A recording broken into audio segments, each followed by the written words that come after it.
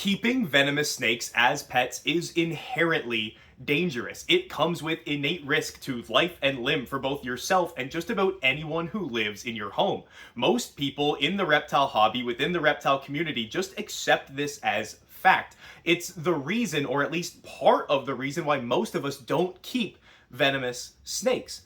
But what if I asked you the question, is keeping large or even giant constrictors just as dangerous as keeping venomous snakes?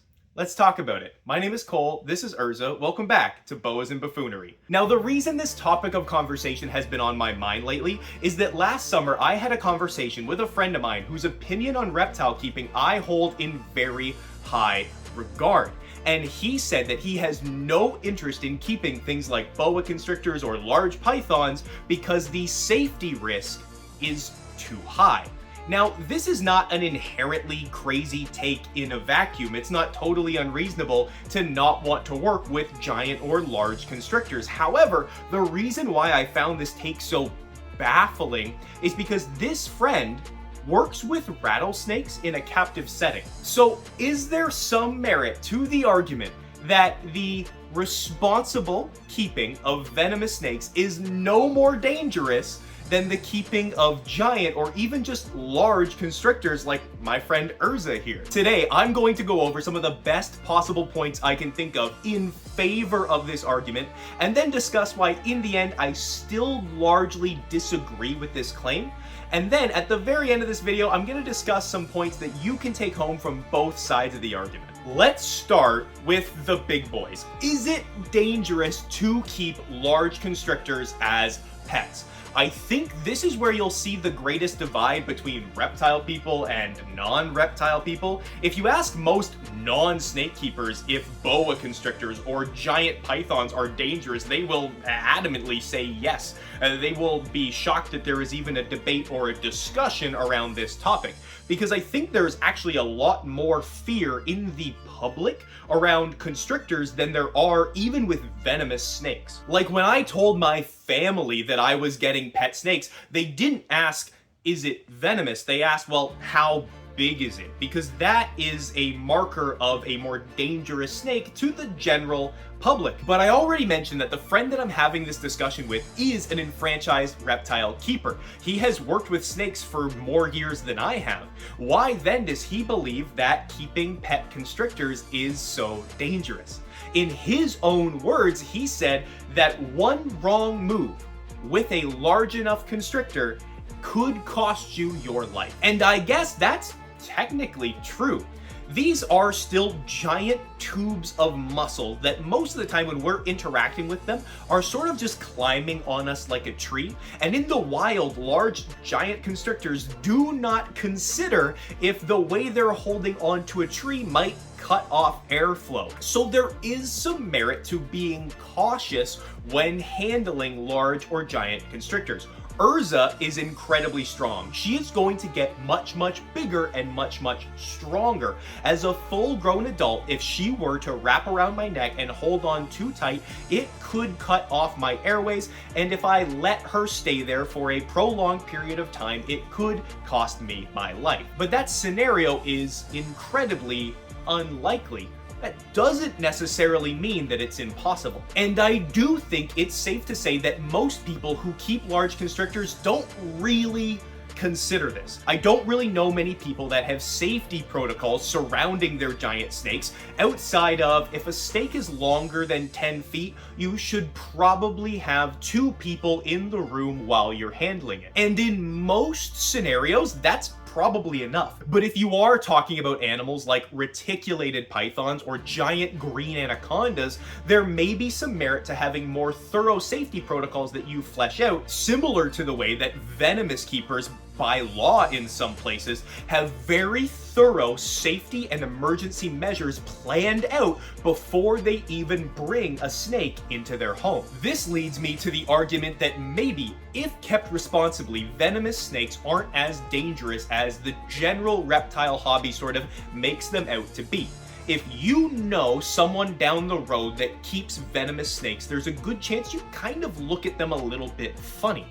But I imagine if someone down the road from you keeps a boa constrictor, you don't look at them quite so weird. However, I am also willing to bet that the person who keeps venomous snakes, on the averages, there are crazy outliers, we can all think of a couple stories, but on average, venomous keepers do absolutely put more time, effort, and energy into emergency and safety protocols than do any other snake keepers, even for snakes that are not deadly to humans. I think this is another point in the discussion that venomous keepers would love to bring up, is that not all venom is created equally. I am specifically talking about medically significant venom in this video, but even within this massive umbrella, there are snakes whose venom can be lethal to humans, and there are snakes whose venom will make you sick.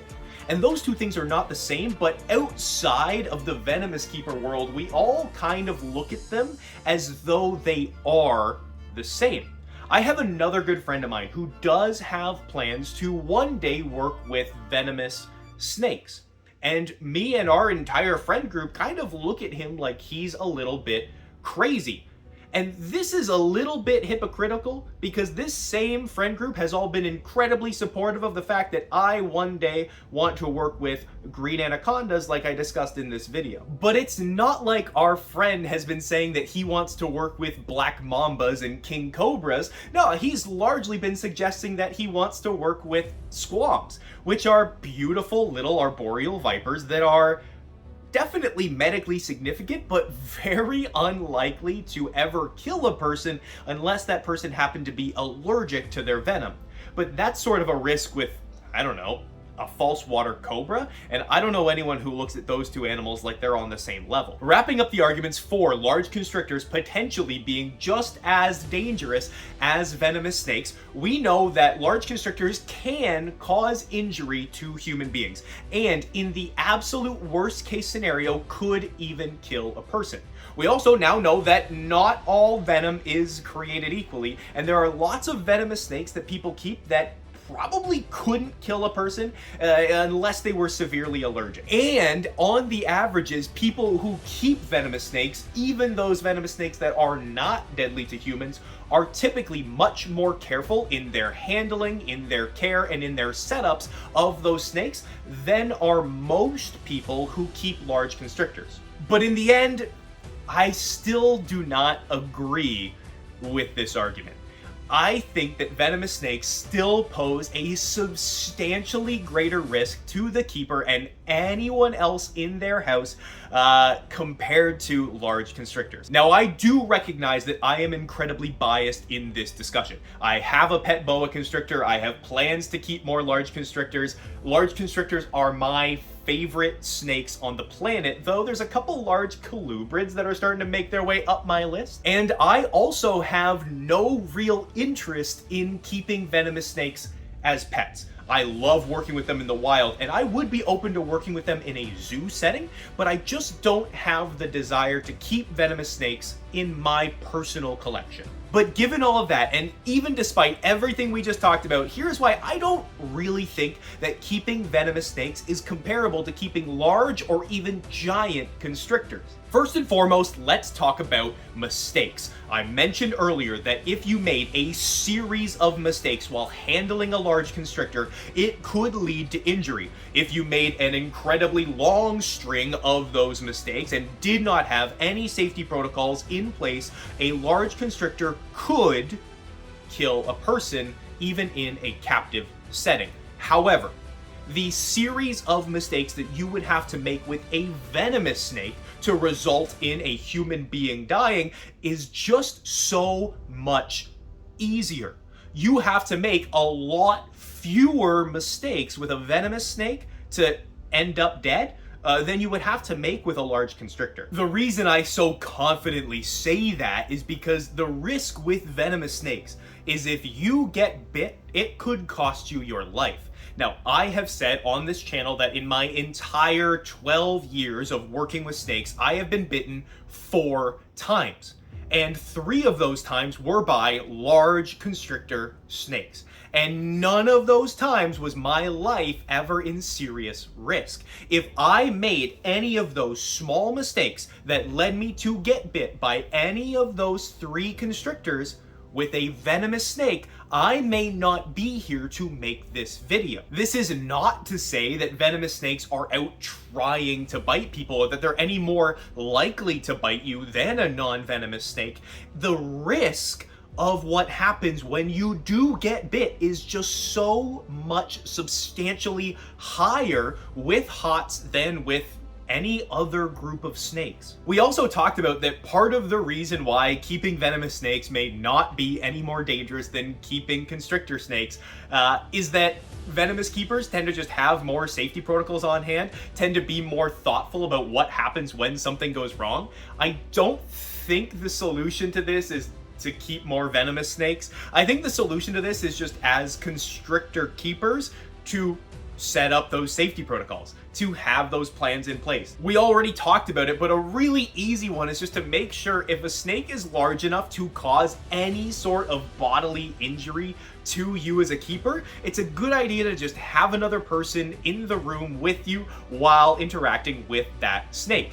And this absolutely needs to scale. It's one thing to say with a 10-foot boa constrictor that you should have 2 people in the room. However, for someone like myself who dreams of working with some of the true giants of the snake world, namely the green anaconda, 2 people, probably not gonna cut it. If you're interacting closely with something like a full-grown adult female green anaconda, you probably want 3 or even 4 people nearby so that if something does go wrong, those people can help pull that snake off of you. But even with that in mind, it's just so much less likely that you're gonna end up in a compromised position with a constrictor compared to a venomous snake because of the mechanism of the threat.